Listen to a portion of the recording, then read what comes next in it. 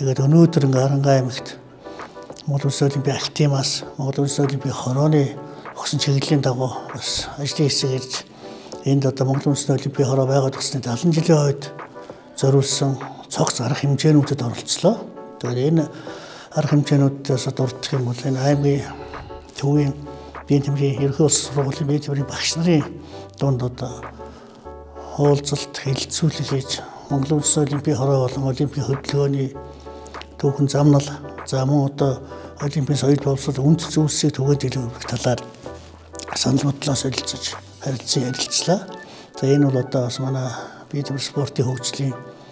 Монгол хүүхэд залуучуудын бие бэлтгэрийн хүмүүсийн гол үндсийг тавьж байгаа биеийн тэмрийн багш нарын маань бас өөрөг хариуцлага оролцоо бас чухал байдгийг өнөөдөр ингээ харуулж бид нар ярилцлаа. За үүний зэрэгцээ бид нар бас аймгийн төвийн 5 дугаар цэцэрлэгт хүрэлцэн очиж энэ цэцэрлэгт үйл ажиллагаа явуулж байгаа Олимпийн танхимны үйл ажиллагаатай танилцлаа. Тэгэхээр энэ цэцэрлэгийн хамт олон Олимпийн үзэл санааг түгээн дэлгэрүүлэх, Олимпийн үнд зүйлсийг, Олимпийн боловсролыг бага балчир насны хүүхдүүдэд үндэс суурь болсон мэдлэг нь олох тал дээр бол бас маш сайн идэвхтэй ажиллаж маш сайн одоо Олимпийн танхимын үйл ажиллагаагаа бол чанартай явуулж байна. Мөн одоо аймгийн төвийн хэмжээнд одоо Олимпийн хорооны 70 жилийн хойд зориулсан аймгийн төвийн цэцэрлэгүүдийн захиран аж ахуйн ажилтан өдөрт ажилтны дунд олон төрөлд бас тэмцээн зохион байгуулж байна. Энэ бол одоо Монгол Улсын Олимпийн хорооны 70 жилийн хойд өгсөн их том ажил ингэж явагдаж байна. За мөн бид нар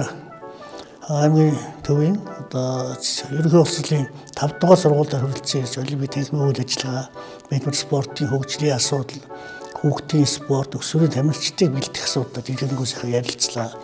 За энэ сургуулийн удирдлага, захирал одоо бүх жаргал Олимпийн танхимын үйл ажиллагааны талаар болон өсвөрийн тамирчдыг бэлтгэх, ялангуяа спортын сургуулиудын үйл ажиллагаанд дутагдaltaй байгаа эрх зүйн орчин шийдвэрлэх тулгуур асуудлуудын талаар нэлээд зүйлийг бас ярьж бид санал бодлоо солилцлоо. Ингэснээр бол энд өнөөдөр хүрэлцэн ярьж бид нар энэ ажилласан бүтэн өдөр ажиллаж байгаа энэ үйл ажиллагаа маань бол Монголын Олимпийн хөдөлгөөн, биеийн спортын хөгжил тэр тусмаа өсвөрийн тамирчдыг бэлтгэх асуудал, хүүхдийн спортын хөгжил, за мөн одоо сургуулийн өмнөх насны боловсролын байгууллагт бие бэлтгэрийн хүмүүжлийн ажил, Олимпийн боловсролыг олох ажил дээр бол асуудлаар бол үр дүнтэй их